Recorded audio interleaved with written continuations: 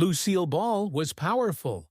Her memorable role in I Love Lucy made her a household celebrity as an actor and comedian. Her glamorous screen presence and stellar film career made her a legend. Few knew her emotional sorrow, especially in her marriage, while millions laughed with her on TV. Despite the cameras and laughs, things weren't great. Finally, decades later, the truth is emerging. Desi Arnaz, Lucille Ball's daughter, disclosed the inner workings. What Desi Arnaz, her father, did while no one was watching. Uncover Lucille Ball's hidden chapters with us. Fans still marvel at the love, lies, and legacy. Simpler starts. Lucille Ball always liked rebellious lads. The ones that spoke back and didn't care were her favorites. That edge and spark always drew her in. Maybe it was her restlessness, or the excitement of the unpredictable. It lingered with her, and that magnetism seemed to follow her into her first marriage. Lucille was born at 69 Stewart Avenue in Jamestown, New York, on August 6, 1911. Her religious young parents, Henry Hadball and Desiree D.D. Hunt, were continually moving. Bell Telephone required repeated national moves for her father. Lucille's family line began with English colonizers and a few French, Irish, and Scottish ancestors. The Balls were Baptists. Her forebears included Elder John Crandall and Edmund Rice, colonization-building men. Lucie's childhood was influenced by motion and then quiet. Her father died suddenly of typhoid illness in Michigan in 1915. His age was 27. Lucie was 3. A bird trapped inside the home, banging its wings against the walls, was all she remembered from the day. The vision tormented her, and she never got over her bird fear. Dee Dee returned to New York pregnant with Fred, her second child after his death. They moved to lakefront Celeron, near Jamestown. In summer, Celeron Park, the amusement park, was packed with people. It delighted Lucie. Boardwalk, ballroom, vaudeville, a toddler seeking escape found it all magical. The family lived at 59 West 8th Street with Dee Dee's parents and other relatives, featuring Lucie's cousin Cleo. Cleo was Lucie's professional partner, producing some of her shows, and they grew up as sisters rather than cousins. Comfort was fleeting. Dee Dee married Edward Peterson 4 years following her father's death. After she and Edward moved to find work, Lucie and Fred were raised by his stern Swedish parents, who had no time for vanity. One mirror was in the house. They sternly chastised Lucie for looking at herself in it. She later remarked that time left a mark. Lucie performed for the first time at 12. Her stepfather pushed her to apply for a Shriners Theatre production. After joining the chorus, she was on stage. First time she felt seen. In 1927, things changed. A lawsuit cost the family their home and most of their possessions. They restarted in a little Jamestown apartment. Lucille's career. Lucille Ball became involved with a man her mother hated at 14. Johnny DeVita, 21, was a troublemaker in town. Smitten Lucie. She didn't get over the obsession on her own, despite her mother's wishes. She tried something radical. Lucie had always liked acting, so Dee Dee thought it was her best chance to get her away from Johnny. In 1926, she sent Lucie to New York to study at the John Murray Anderson School for the Dramatic Arts, despite the family's financial situation. Lucie disliked it despite its glamour. She felt uneasy and out of place. While Lucie struggled, the other students, including a young Bette Davis, seemed to glide. She later said theater school taught her only how to be scared. Her teachers were blunt, thought she wasn't qualified. Lucie didn't quit because someone told her she wouldn't pass. With much to prove, she returned to New York in 1928. Her modeling career began with local fashion icon Hattie Carnegie. She bleached her hair blonde as Carnegie instructed. Even if the glitter was fake, that work taught her to move elegantly. Lucie remembered how Hattie showed her how to slouch in a $1,000 hand-sewn sequin dress and wear a $40,000 sable coat like a rabbit. As her career took off, rheumatic sickness struck. Her absence lasted nearly 2 years. After recovering, she returned to New York in 1932 and took any modeling work she could find. Marketing, even giving out cigarettes as Chesterfield Girl. She attempted Broadway as Diane Belmont and got chorus jobs, but she was fired almost immediately from Earl Carroll's Vanities, a touring group of Rio Rita and others. Her rejection hurt, but she kept coming. She had a little uncredited cameo in Roman Scandals in 1933. Goldwyn Girls chorus member with Eddie Cantor and Gloria Stewart. It got her to Hollywood. After arriving, she didn't look back. By 1936, things were improving. She appeared in Hey Diddle Diddle, a Broadway hopeful comedy about 3 young women attempting to go to Hollywood.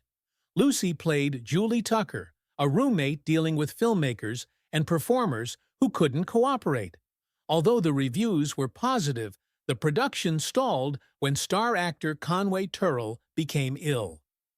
After creative conflicts prevented the program from reaching New York, it closed in Washington, D.C. Lucie went to radio to make ends meet and create an audience. She was slowly finding her groove. Her breakthrough film was 1942's The Big Street with Henry Fonda. The next year, she played Ann Sothern in Dewberry Was a Lady. Lucie took over as Sothern declined. Considering they were close buddies off-screen, roles kept arriving. She played herself in Best Foot Forward, 1943, Lover Come Back, and The Dark Corner, 1946, and Lead Lured, 1947, as a dancing hall girl involved in a murder. She found comfort in 1948. CBS cast her as Liz Cooper, a strange, unpredictable wife in My Favorite Husband. A success. The character's surname name was changed because bandleader Xavier Cugat threatened to sue. Her performance and connection would be the start of something bigger. CBS identified Lucille Ball's TV potential after My Favorite Husband's success. They asked Lucie to adapt the show for TV, but she had a condition. Only if Desi Arnaz played her on-screen husband would she do it. The network paused. Cuban bandleader and fiery American redhead together? Not sure if audiences would buy it. Lucie and Desi decided to contest them. Before continuing, how did Desi and Lucille meet? Lucille and Desi met how? Lucille Ball, 28, was famous in Hollywood for her wit, versatility, and no-nonsense attitude in 1940. However, Cuban musician Desi Arnaz was 23 and fresh off Broadway. They met on Too Many Girls.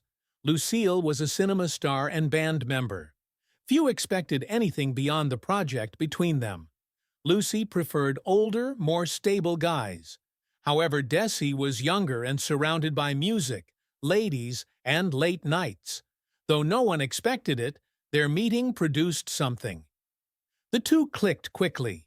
Desi pursued Lucille despite being engaged to someone else. Lucie fell hard for Desi despite her instincts. From the start, she invested. Friends recall her care for him. If he was uncomfortable, she adjusted. She got him what he wanted. Actress rudely recalled being surprised. Lucie was tough, but bowed for Desi. After filming, they split up. Desi to his band and nightlife. Lucie to promotion. Even though they were tired, they managed. Lucie discovered Desi saw Betty Grable, his ex, which caused chaos.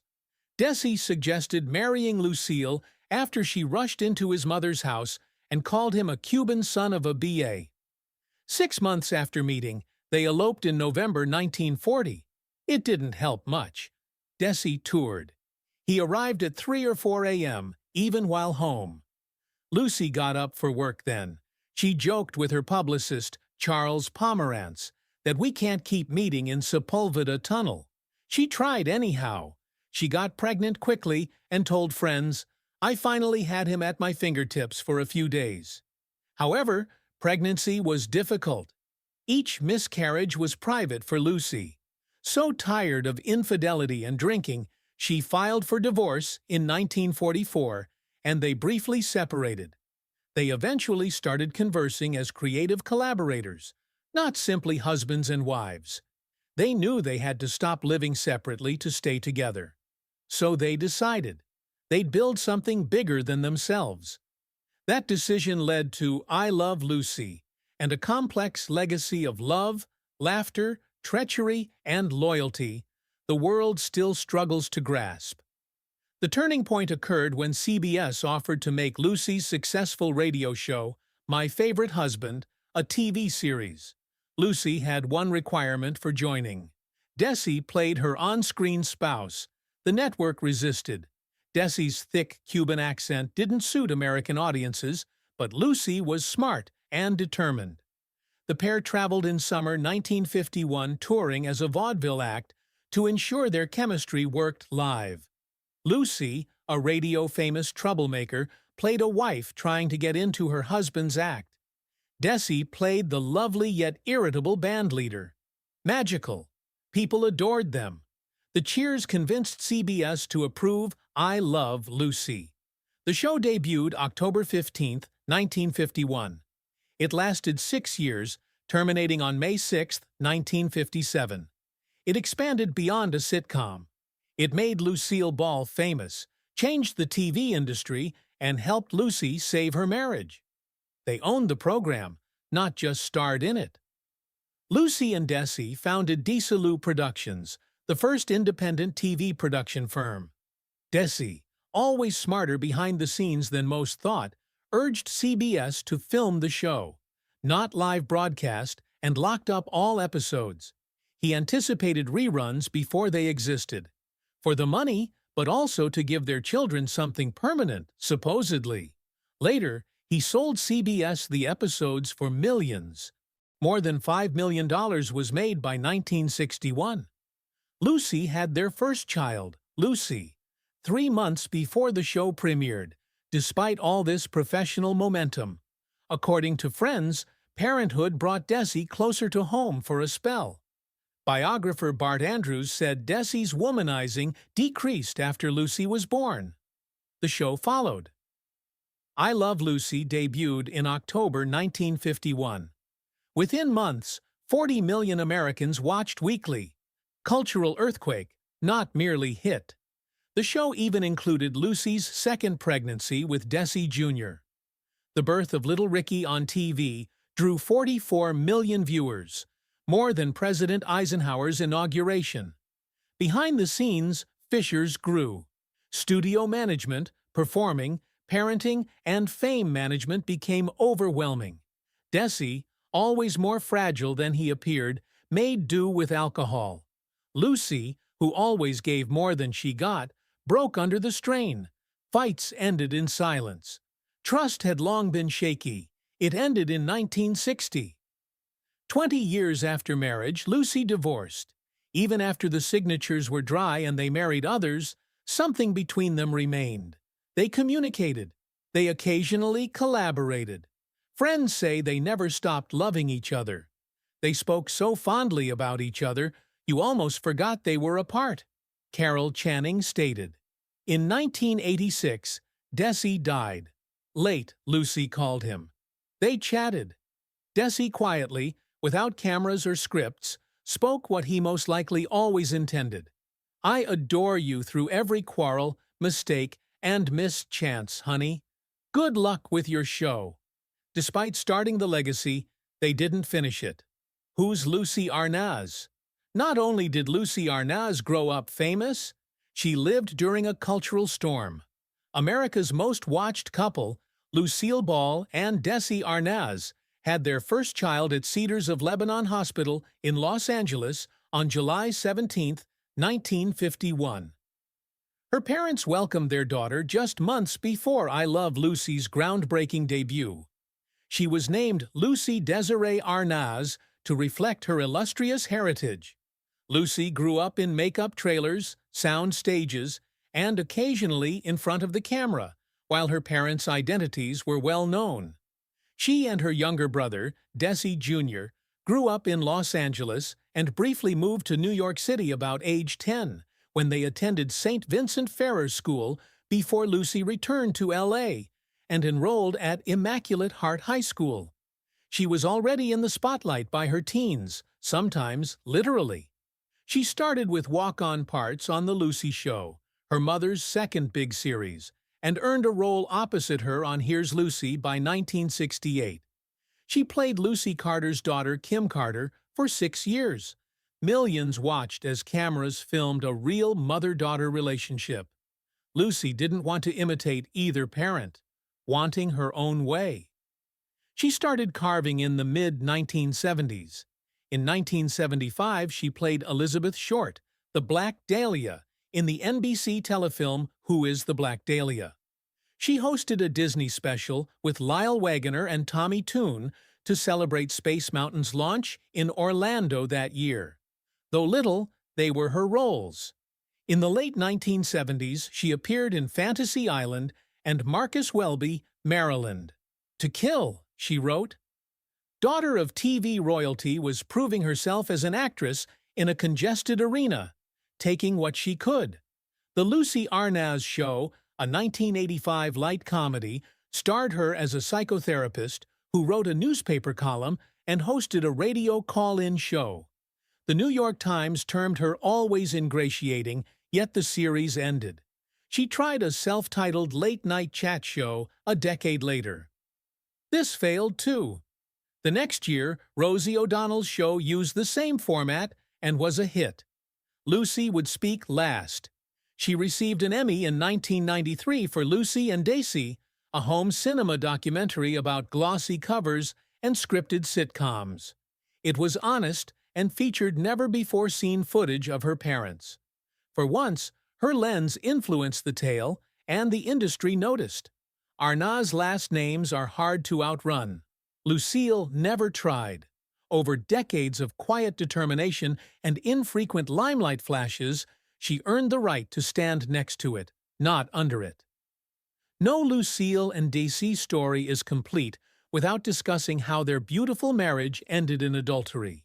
Truth about the infidelity that ended the marriage. Married stars Lucille Ball and Desi Arnaz played a loving pair on I Love Lucie for 6 years.